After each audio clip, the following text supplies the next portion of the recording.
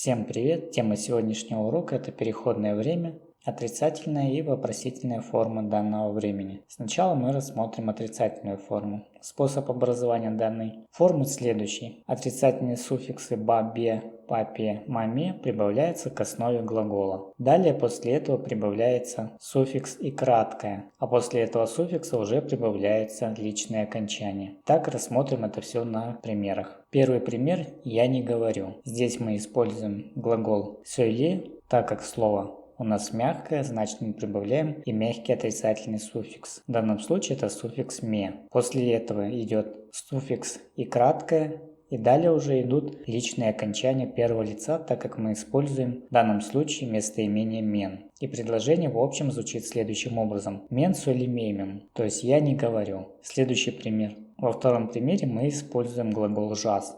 Глагол твердый, значит мы и должны прибавить твердый отрицательный суффикс. В данном случае это отрицательный суффикс «ба». Далее мы прибавляем суффикс «и» краткое, и после этого прибавляем личное окончание. В данном случае личное окончание второго лица, так как мы используем местоимение «сен», то есть «ты». И предложение звучит «сен шосбайсен», переводится «ты не пишешь». Следующий пример «мы телевизор не смотрим».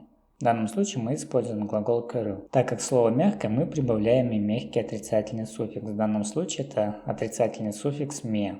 Далее мы прибавляем суффикс «и» краткое и прибавляем личное окончание множественного числа «быс». В данном случае это личное окончание «мыс». Получается, предложение звучит «быс теледидар көрмеймыз», то есть мы телевизор не смотрим. Следующий пример. Они сегодня не придут. В данном случае мы используем глагол «келю». Глагол мягкий, поэтому мы прибавляем мягкий отрицательный суффикс. В данном случае это суффикс «ме».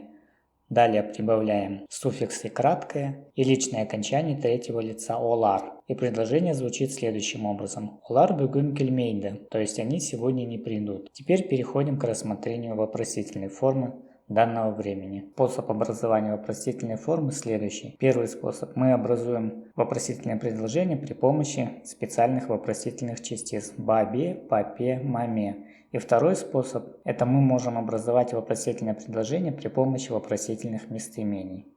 Итак, рассмотрим для начала первый способ при помощи вопросительных частиц. Итак, переходим к первому примеру. «Я говорю». Здесь мы используем глагол «сёйле», что переводится «говорю». И теперь нужно образовать вопросительную форму при помощи вопросительных частиц.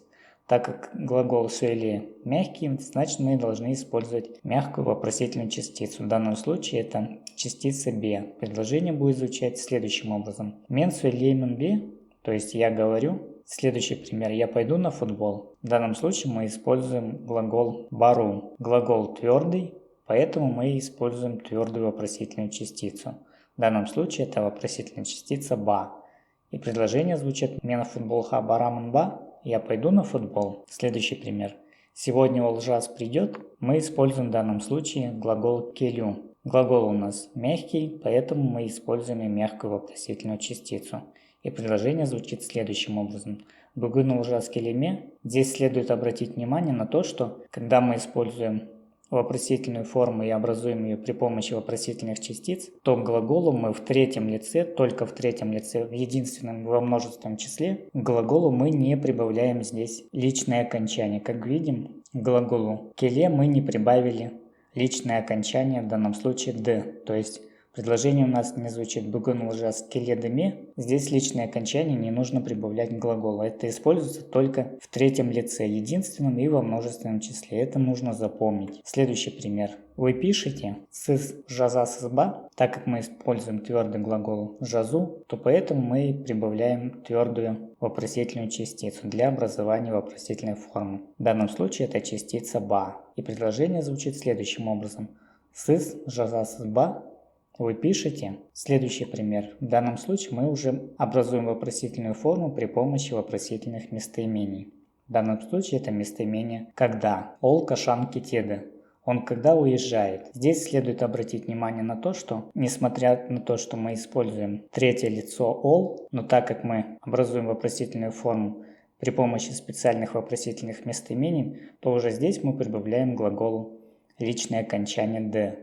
И предложение звучит «Ол кашан кетеді», он когда уезжает. То есть, если мы образуем вопросительную форму при помощи вопросительных частиц, то мы в третьем лице не прибавляем личное окончание к глаголу. А если образуем вопросительную форму при помощи вопросительных местоимений, то к глаголу в данном случае мы будем прибавлять личное окончание в третьем лице. Итак, переходим к следующему примеру. Ты когда придешь? Также используем вопросительное местоимение кашан, то есть образовали вопросительную форму при помощи второго способа.